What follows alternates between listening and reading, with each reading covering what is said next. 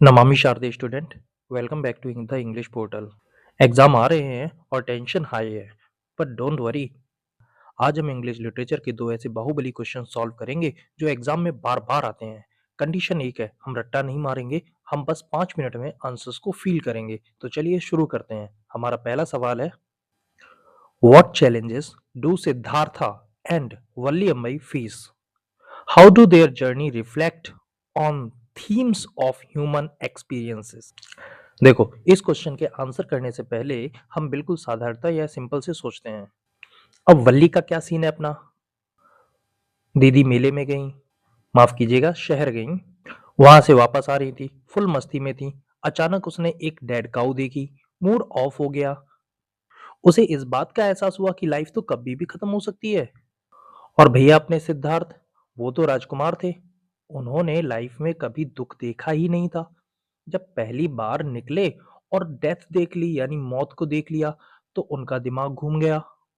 अब देखो दोनों में कॉमन क्या है, दोनों ने पहली बार पता चला कि डेथ इज रियल, मृत्यु ही वास्तविक है। चलिए आप लोग अपना स्क्रीनशॉट लीजिए, इस क्वेश्चन को मैं एक्सप्लेन करता हूँ। सिद्धार्थ यानी बुद्ध और वल्ली अम्मई यानी हमारी वल्ली दोनों मौत की कठोर सच्चाई का सामना करते हैं, जो उनकी जिंदगी को समझने की सोच बदल देती है। सिद्धार्थ तो एक राजकुमार थे जो ऐशो आराम वाली जिंदगी जीते थे। उनका चैलेंज था इंसान के दुख के कारण को समझना। जब उन्होंने एक बीमार आदमी, एक बुढ़े आदमी और एक अंतिम यात्रा देखी तो उन्हें एहसास हुआ कि दुनिया तो दुख से भरी हुई है। एनलाइटनमेंट की खोज में यानी ज्ञान की खोज में उन्होंने अपना परिवार छोड़ दिया और अंत में उन्हें समझ में आ गया कि डेथ जो है वो इनएविटेबल है, मतलब जिसे टाला नहीं जा सकता है और ये सबके लिए समान होती है। और दूसरी तरफ हमारी वल्ली सिर्फ 8 साल की एक छोटी सी लड़की थी। उसका चैलेंज था कि अकेले बस में सफर करने का, अपना सपना पूरा करना। सफर के दौरान वो बहुत खुश थी, लेकिन वापस आते वक्त उसने सड़क पर एक मरी हुई गाय देखी। ये दृश्य उसे झटका दे गया, उसे एकदम शॉक दे गया। उसका उत्साह, एंथुजियाज्म सब खत्म हो गया और वो चुप हो गई। अब इसका कंक्लूजन देखते हैं जो कि बड़ा शानदार होना चाहिए। दोनों कैरेक्टर जी क्यूरियोसिटी के साथ में अपनी जर्नी शुरू करते हैं और अंत में एक लेसन सीखते हैं। वो ये समझ जाते हैं कि जिंदगी और मौत साथ साथ चलती है। इनएविटेबल वर्ड को और कुछ और इंपॉर्टेंट वर्ड को अंडरलाइन कर देना, नंबर पक्के। अब हम आते हैं अपने अगले क्वेश्चन पर। The protagonist in the ball poem and the young seagull in his first flight face challenges, discuss. अब सर जी प्रोटोगोनिस्ट का मतलब क्या होता है? प्रोटोगोनिस्ट का मतलब हम कह सकते हैं कहानी का मेन कैरेक्टर। अब द बॉल पोएम का प्रोटोगोनिस्ट कौन है? वो लड़का जिसकी बॉल खो गई थी। अब तुम्हें वो पल तो याद होगा ही जब तुमने पहली बार साइकिल चलाई थी। डर लगा था ना कि मैं गिर जाऊंगा।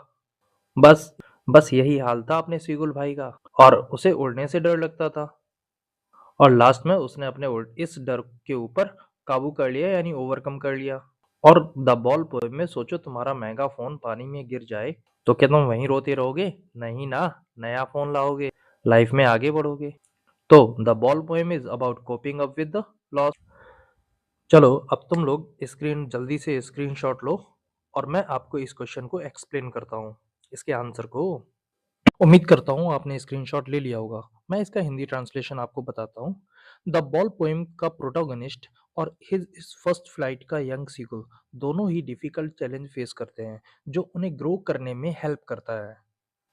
द बॉल पोएम में लड़का लॉस को यानी नुकसान को सहन करने का चैलेंज फेस करता है।